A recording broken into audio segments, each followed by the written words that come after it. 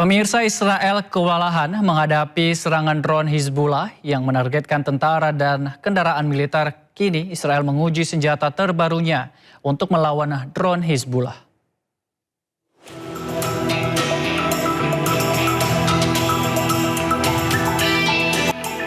Drone Hizbullah kerap dianggap ancaman oleh tentara Zionis Israel.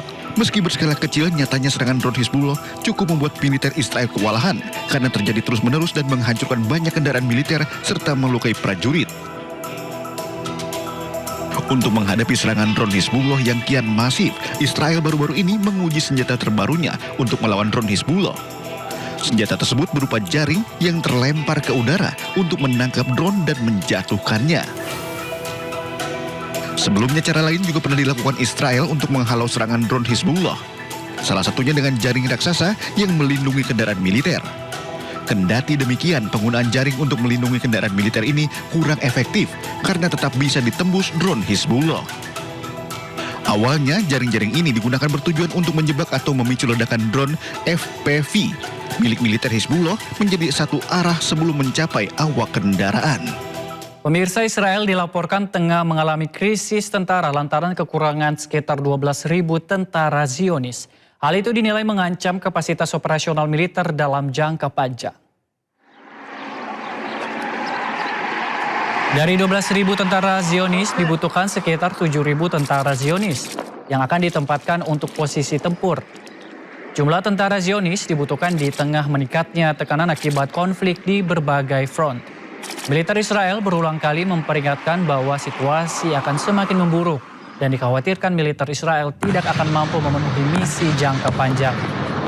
Media Israel menyebut meningkatnya operasi militer di Gaza, tepi barat Lebanon, dan Suriah turut mempercepat kelelahan fisik dan psikologis tentara. Meski gencatan senjata di Lebanon diperpanjang, namun kekejaman Israel terus berlanjut. Ratusan nyawa kembali melayang akibat pembantaian yang dilakukan secara masif oleh Zionis Israel.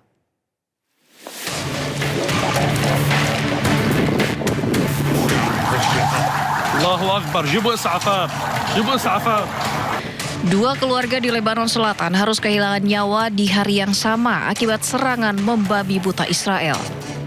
10 orang dari dua keluarga di dua wilayah berbeda ini meninggal akibat serangan Israel dan tidak menyisakan satupun anggota keluarga yang selamat.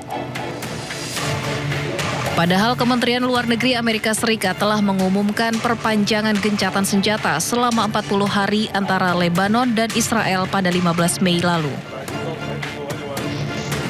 Sementara itu, warga Tire menyuarakan kekhawatiran mereka atas terus berlanjutnya eskalasi di Lebanon Selatan.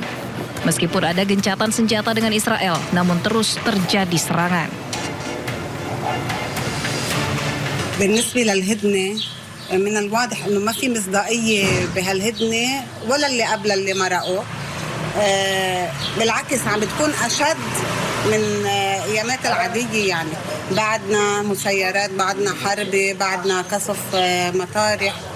يعني بعد ما في امان ابدا. نحن كنا ناطرين يمروا 45 يوم اللي قبلهم ونجي انه على رواق وتنفتح البلد وبلش العالم ترجع على بيوتها وبلش اعاده الاعمار ويصير انسحابات للاسرائيليه من عمن جنوب لبنان ويرجع الامن والسلام لعنا.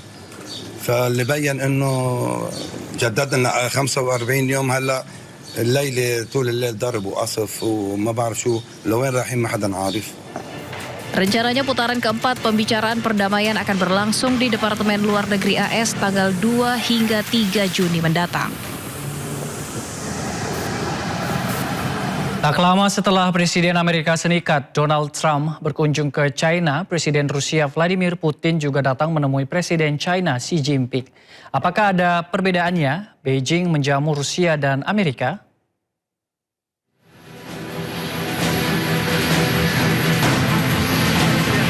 Inilah perbedaan penyambutan antara Putin dan Trump di Beijing. Pertama, Trump disambut di bandara oleh Wakil Perdana Menteri China He Feng, sementara Putin disambut Menteri Luar Negeri China Wang Yi. Kedua, Trump disambut dengan band yang memainkan lagu YMCA. YMCA merupakan lagu wajib dalam kampanye politik Trump. Sementara Putin disambut dengan lagu Moscow Night. Moscow Night atau Podmokovny Vechera, lagu klasik Rusia populer di Tiongkok yang membangkitkan nostalgia masa lalu. Perbedaan ketiga saat kedua kepala negara menaiki tangga. Trump berhenti dulu di tengah, diajak berbincang terlebih dahulu di tangga Great Hall oleh Xi Jinping, sementara Putin langsung berjalan menaiki tangga tersebut tanpa berhenti untuk berbincang dulu.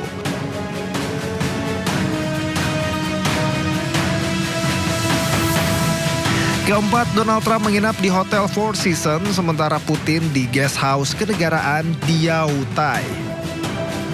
Kelima, baik Donald Trump maupun Putin sama-sama disambut antusias anak-anak Cina. Dari sana kembali di Sindo Malam, Zionis Israel kembali melancarkan serangan ke Al-Nas, kota Gaza dan tepi barat. Sejumlah sumber mengumumkan bahwa sejumlah korban tewas akibat agresi Israel telah mencapai 72.769 orang.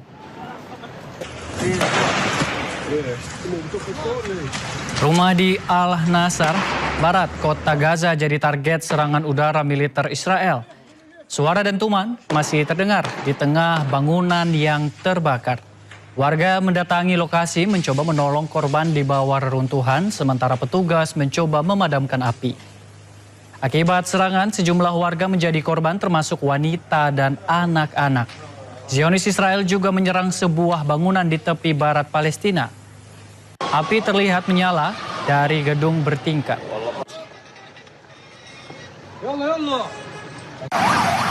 Pasukan Israel membakar rumah warga Palestina di kamp pengungsi Jenin, tepi barat. Sebelumnya rumah diduduki warga Palestina dan dijadikan barak selama 1,5 tahun.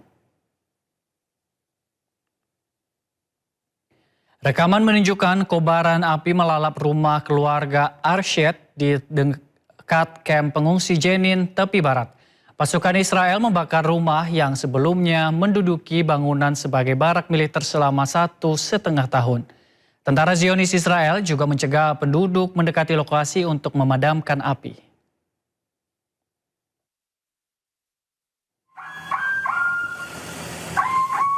Ratusan tentara Israel dilaporkan memasuki desa Al-Mazra'ah, Al-Garbia di wilayah barat Ramallah. Tentara Israel menggerebek rumah-rumah warga dalam operasi militer skala besar di wilayah tersebut. Tentara Israel juga menangkap sejumlah penduduk desa dan hingga kini belum ada keterangan resmi dari militer Israel terkait alasan dibalik operasi besar-besaran ini, termasuk jumlah warga yang ditangkap.